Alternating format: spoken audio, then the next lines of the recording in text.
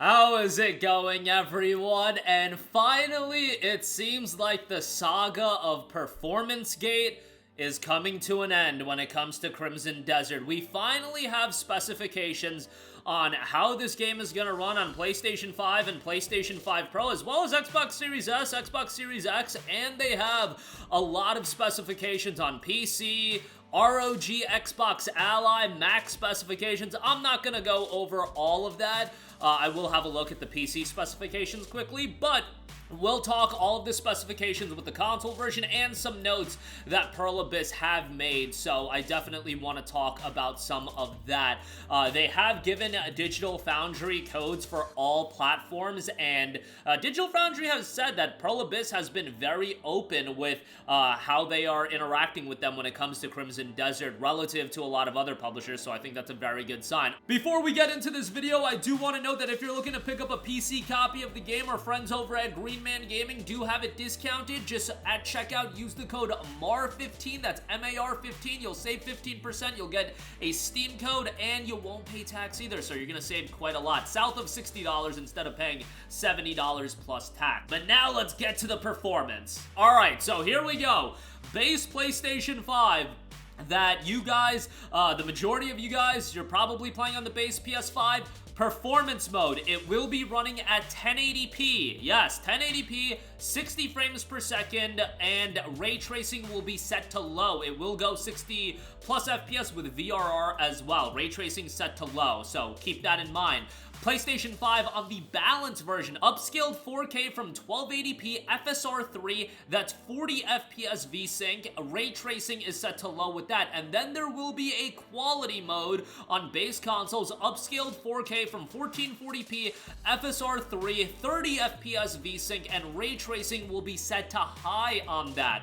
So that is on the base PlayStation 5 console. Then on PlayStation 5 Pro, it's looking pretty damn good. PS5 Pro performance, upscaled 4K, that's from 1080p with the upgraded PSSR. So we'll see how good that upgraded PSSR is. In my experience with Resident Evil Requiem, it was pretty damn good. So hopefully the implementation on Crimson Desert is quite good as well. But given that that's 60 frames per second and with ray tracing set to high, I would say that's pretty damn good. PlayStation 5 Pro will also have a balance mode for upscaled 4K from 1440p with the upgraded PSSR, that's at 40 FPS VSync or 48 plus FPS with VRR, and then ray tracing set to high. Then PS5 Pro will also have a quality version at native 4K, 30 FPS VSync, and ray tracing set to ultra. That is the quality mode on the PlayStation 5 Pro. I do want to highlight the Xbox Series S version as well, given that that's a $300 console, or now it's a little bit more expensive, but you get the idea.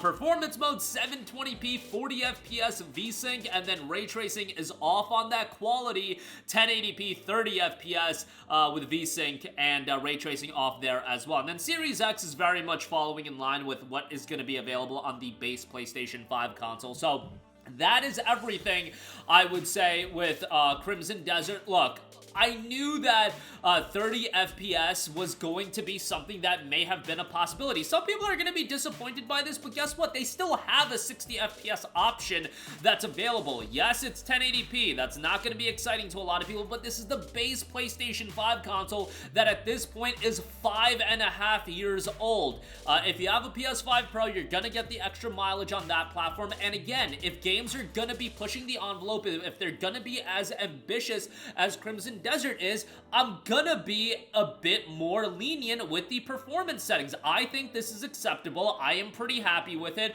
I also do have a PlayStation 5 Pro and a relatively good PC, so I'm gonna be able to play this game with worthwhile settings. So maybe, you know, my outlook on this game isn't going to be similar to a lot of other people that only have the base PS5 console, but even if you have the base PS5 console, man, 1080p, 60 FPS, I still think that's solid and balanced at upscaled 4K, 40 FPS. And again, that's not bad either, especially given that it's a $500 console from 5.5 years ago. You know, ideally it shouldn't be $500 anymore, but it is what it is. I will also go over the PC specifications real quick. Minimum 1080p upscaled from 900p at 30 frames per second. That's an RX 5500 XT and a GTX 1060. A 1060 being able to even run on Crimson Desert is insane, and I think that should be celebrated as well. Like, a 1060 is eons old. Ryzen 5 2600X, Intel Core i5 8500, low settings, 1080p 30 FPS, that's native 1080, RX 6500 XT, and a GTX 1660.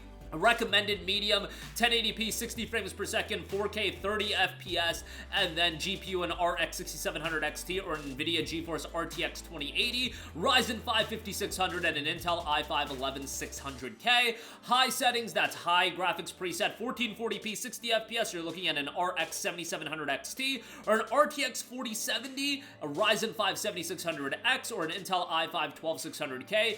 Ultra, that's at the Ultra graphics preset, 4K 60 FPS, obviously that's going to be very, very high-end. You're looking at an RX 9070 XT and an RTX 5070 Ti, Ryzen 7 7700X, and an Intel Core i5 13600K. Across the board, 16 gigabytes of RAM and 150 gigabytes of SSD storage space. So that is the whole rundown of Crimson Desert on consoles and PC. They also do note the ROG Xbox Ally and the Xbox Ally X. It will be able to run it, you know, if you're looking to play it on there, that's fine. And then they do also have Mac specifications as well for the people that are going to play it on Mac, which I don't think is going to be too many, but nevertheless, there you go with all of that. I do also want to note that Digital Foundry is saying that Pearl Abyss has been very open with them, and they'll definitely have a console performance analysis ready at launch. Embargo is lifting on March the 18th, so that's a day before launch, and they're rolling out all of this information.